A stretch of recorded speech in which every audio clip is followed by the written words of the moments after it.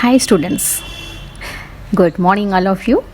Now we are present here for the explanation of the poem A Lament composed by P.B. Shelley. Now we start about the poet. P.B. Shelley was born in 1792 and he was died in 1822. He was a very great English romantic poet, noted for his spirit of revolt.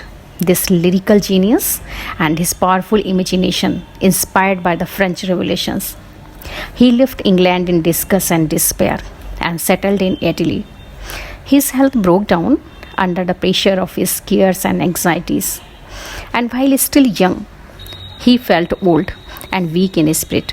Like John Keats, his contemporary, he had fears of a premature death, and they came true, though in an unexpected and tragic manner, when in 1822, at the age of only 29, he was drowned while sailing in a storm in the Gulf of the Spezia in Italy. About the poem A Lament. The poem A Lament, written in 1821, 1 year before his death, shows that Shelley, though only at the age of the 28, realized that he would not live long. His youth had deserted him, and he was now incapable of enjoying and pleasures offered by life and nature. The awareness of old age, having come before its time, leads to a cry of despair. But the music of the poem represents the triumphs of the Shelley's lyrical power and genius. Now we should start the poem A Lament. First stanza of the poem. O word, O life, O time, on whose last steps I climb. O word, O life, O time, on whose last steps I climb, trembling at that where I had stood before. When will return the glory of your prime? No more, oh, never more. Second stanza of the poem. Out of the day and night, a joy has taken flight. Fresh spring and summer and winter hoar move my faint heart with grief, but with delight. No more, oh, never more.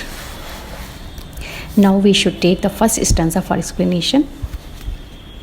O word, O life, O time. The poet addresses the word, the life, the time, because he has realized that he would not live long and his end of life was quite near. He compares his helplessness in the present to his bravery and courage in the past, with which he had fought against the troubles and difficulties boldly. The first line of this opening stanza is full of pathos because the poet feels that he has come to an end of his life and time in this world. He addresses the word, the life, the time. In his word, life and time of the past abounded with joys, happiness, powers, and whatnot. He compares his life to a ladder and imagine himself to be standing at its last rung. It appears that he had a premonition of his approaching death because he died only a year after he composed this poem.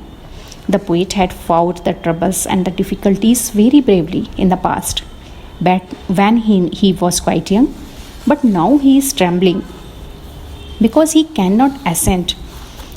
Instead, he is slipping down as his grasp is loosening. He is too much disappointed. He regrets that his youthful vigor and joys of his life will not return to him anymore. The joy, the happiness, the blissome feelings which he has in his youth has gone forever. No more, oh no, never more. They will never come to the poet's hearts to realize that he is happy, he is young. That feeling has been gone forever. Second stanza. Now we should see the explanation of the second stanza. Out of the day and night, a joy has taken flight. The poet feels that his days and nights are dull and joyless. The joys of his life are compared to birds. The birds have taken flight. In other words, the joys have disappeared from his life forever.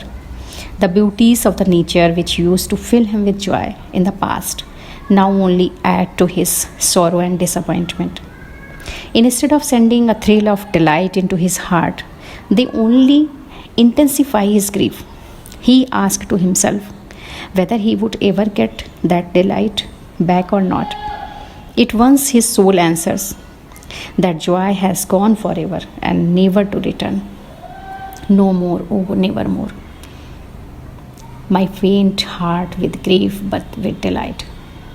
My heart which has been tried with all feelings of the grief and disappointment, and the joyness and happiness of the youthfulness has gone forever from his life, and he felt that he has become very old and death is so near, so close to him. And that was true. Only composing of this poem 1 year after he became dead, he became died.